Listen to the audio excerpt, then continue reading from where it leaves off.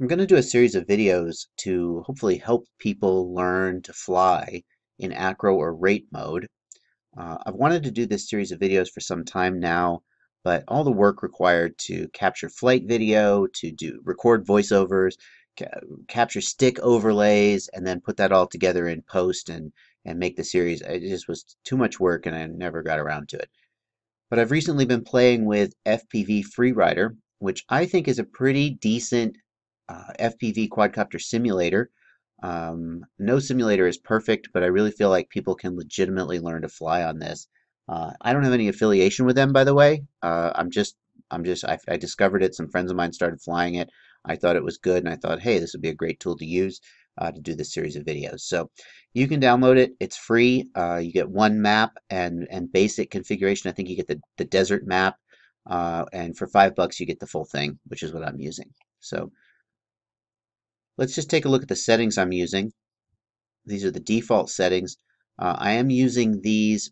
I'm going to use the default settings because I'm pretty sure that in the free mode you can't change the settings. So I believe that the default settings should be what the free mode uses by default. That way anybody who's using the free mode can also get the same flight experience that I'm showing here in the videos. Also, another setting that is, I think, really important, and again, I believe this is available in the free mode.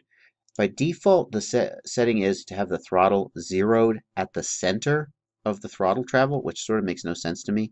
Like, the whole bottom half of the throttle range doesn't do anything, and that's not how any transmitter I've ever flown has been set up. So you're going to want to change this to 0 at bottom, and that, I believe, is the only sort of configuration information you're going to need to follow along with what I'm doing. So now I'm going to go into the desert track. That should be the track that you have access to if you have the free mode. And we'll do our first exercise. Before we do that, notice that acro mode is on. Go ahead and turn that on. And I've got low rates configured, which I think many beginners will be most comfortable with. If you find that you feel comfortable with high rates, feel free, go right ahead. And I've also got the camera. It starts up in third-person camera, but we're going to go ahead and shift to first-person camera before we do the exercise. The first exercise is going to be using the throttle to manage your altitude. So what I want you to do is leave the pitch and roll stick alone and don't use yaw either. Just start to raise the throttle a little bit. And as you raise it a little bit, you'll hear the motors start to come on. For every copter, there is a hover point on the throttle where the copter is putting out just enough thrust that it's maintaining its own altitude. If the throttle is below the hover point, the copter will descend, and if the throttle is above the hover point, the copter will climb. So as I start to raise the throttle, slowly, slowly, slowly, the copter will start to take off. And now we've just reached and are slightly above the hover point.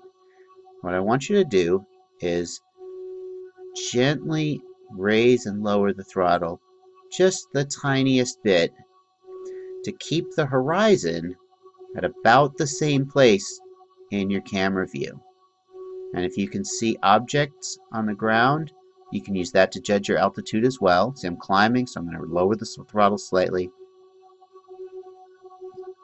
Very nice. Now, you probably will not find an exact point on your stick where the copter perfectly hovers. I've almost found that point. I'm climbing just slightly, but I'm nearly there. I'm going to lower the stick just a tiny bit. It's gonna fall. I'm drifting. Don't worry about that. I'm falling, so I'm going to raise it slightly. I'm drifting. I don't need to worry about drifting because we're in a simulator, so if I crash into the mountain or something, who cares? Just focus on your altitude. Don't focus on your position at all. I'm just going to slowly raise and lower. Just the tiniest movements are necessary to accomplish this. If you make too big of a movement,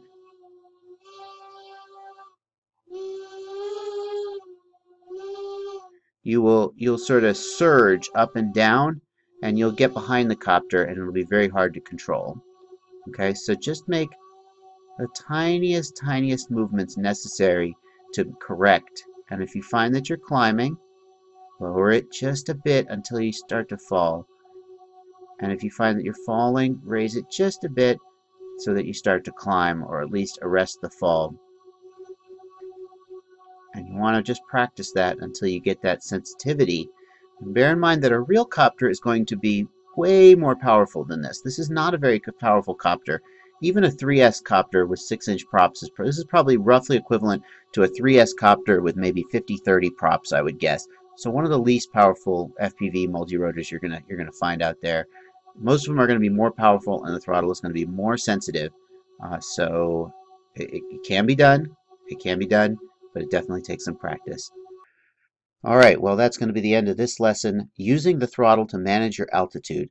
I think this really shows the benefit of the simulator. Number one, just because you don't have to rebuild your copter every time you crash, but also because it gives you the freedom to focus on one thing at a time. You can focus just on the throttle without worrying about the fact that you're about to crash into a tree or fly over a road or anything like that.